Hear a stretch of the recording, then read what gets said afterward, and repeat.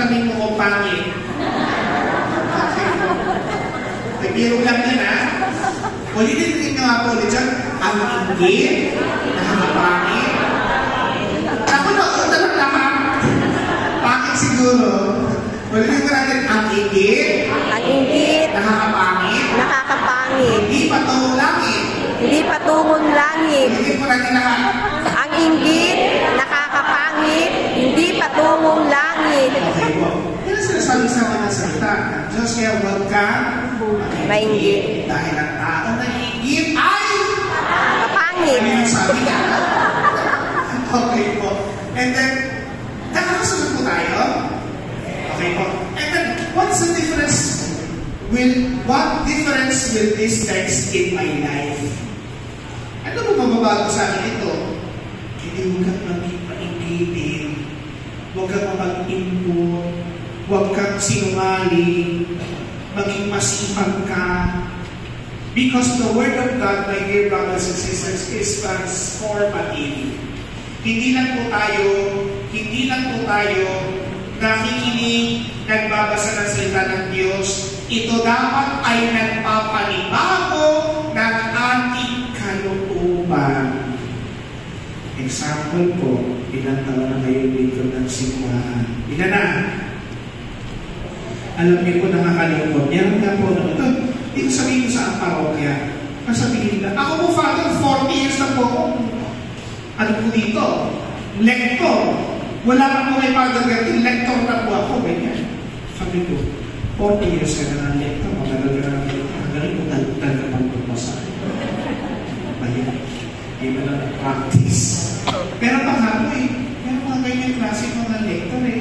Ito, real talk lang ha. Sabi lang ko na totoo ha. Lalo ko kasi ng parokya ha. Ito, real talk lang. Kung sino ba yung mga pautal-utal, yun ang gusto-gusto mag-serve sa isa ng obispo. Ibo-volunteer kasi ako po.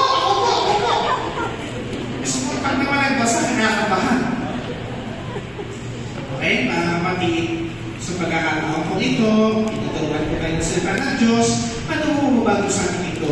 Kaya hindi atin po inagdadasalan. Kaya po, mga kapatid, for us to understand, yan ang introduction lang yung kanina ha. For us to understand, what is mentioned in all about? Please read the first bullet all together. Which means divine reading in Latin is an ancient Christian practice of prayerful and meditative reading of Scripture. This method dates back to early monastic traditions, particularly those of Saint Benedict in the 6th century. Divine reading or sacred reading. Paano po ito? Doon po ang first method na ginagawa, particularly ni Saint Benedict, noong po sa Murcia. Google nyo lang sa yung Murcia. Kasi ako, naturahan ko lang na wala sa Saint Benedict. Hanggang dyan lang ako sa Mindiola. Kasi po, nag-iisa po kasi ako sa Quiapo once a week. Kasi every Tuesday, Wednesday, or Friday, depende po sa tawag ng kusina, nag-iisa ko sa Quiapo every morning, maybe 9 o'clock or 10 o'clock, maybe 12, pero hindi ako kuha ng isa ng hapon.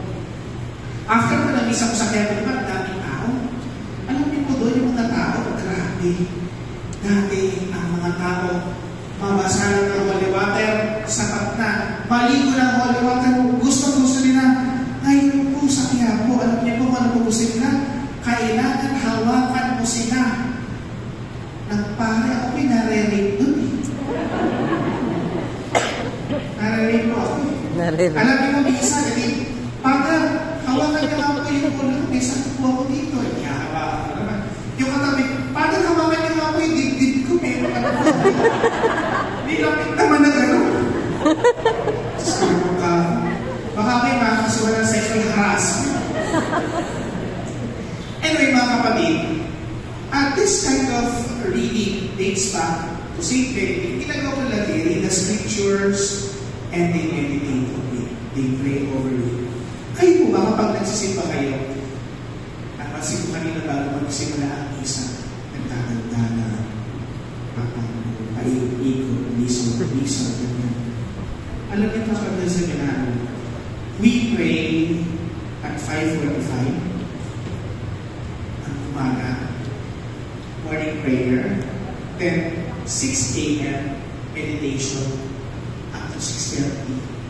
Then 6:30, isa. 7:10, 7:15 breakfast. 7:30, housekeeping. 8 o'clock bath time. 8:30 klase.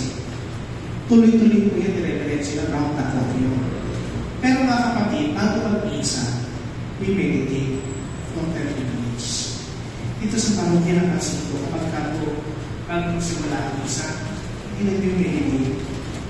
Hindi mo ko natutulog. Iba na natin pagdaldanan. Kaya tuloy natin paglalim. Isipin niyo ito, mag-relate sa Biblia ka pa. Isang isa pa ka lang, hindi ka nag-meditate. Bago magsimula ang isa, hindi ka nagsa-silencing. Nasa ng mga lector dito, taas kamay, lector naman dito. Kapag ba kayo pupunta ng Santo Still, ginagawa ninyo, nagpa-practice. Hindi ka nagdadasal. Alam niyo, mas maganda paano magdasal ka na lang kaysa mag-practice ka magdasal. Kapag nagdasal ka, hindi ka mauutan. I tell you. Di ba nagdadasal naman tayo? Pray first before you practice. When you pray, hindi ka mauutan. Ako nagsasabi sa'yo. Believe in me. Kasi bakit? Bakit ka mauutan? Kasi that is your human weakness. Diba? Sino ba magaling magbasa dito? Lahat naman tayo mahutan kapag muna beso mo makita.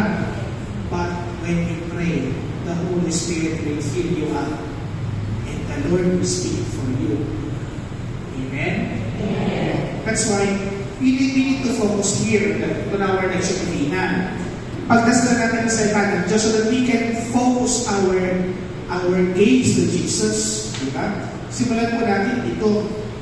That's why in Lectio Divina, it emphasizes slow, contemplative reading of the Bible in order to connect deeply with God's Word. Unlike academic study of the Bible, Lectio Divina invites the reader to listen, reflect, and allow the Holy Spirit to speak through the Scriptures. Kaya mga kapatid, ito pong Lectio Divina ito, hindi po ito pag-Bible study. No, ito pong Lectio Divina, let the Lord speak for you. Hindi ito aangalingan. Hindi ito ana-ana. Ito po yung analingan ng aming ugnayan sa Panginoon. Kaya po, when you pause for a while, when you embrace the act of silence, then the Holy Spirit fills you up. Kaya po, minsan, yung mga tao, hindi nila maintindihan bakit yung pare kapag umagas yung plato.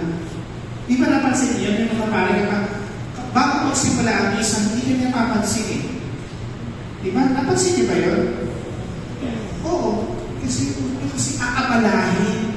Yung pare, habang walang kwarto, pababa ng santos, habang nagbibihis ka, nagdadasal pa yan. Umisan nga ako. Ang umisan ko kasi pag Sunday, 5 a.m.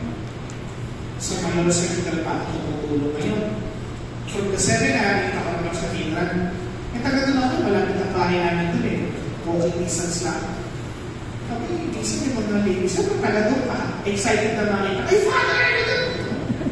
Ang tupig-tuloy yung ito mo. Hindi man lang ako nagdado sa gabi ito. High ang energy natin. Eh, hindi ko kami natansin. After nandito ako, sabi ko, kasi nagdadasal pa. We need to respect time. Kaya po, we need to take it slow. Para po kanina. Nasa mga ating commentator, ang commentator natin. Mentor, commentator.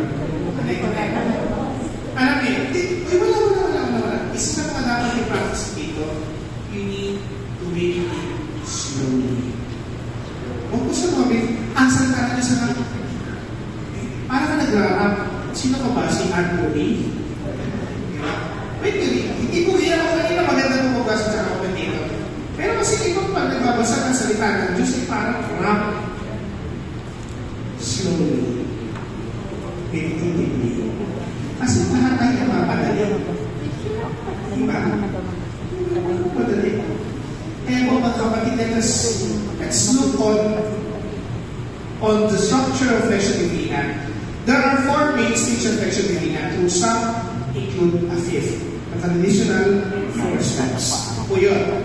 First, ito na po yung pinaka-topic natin ha.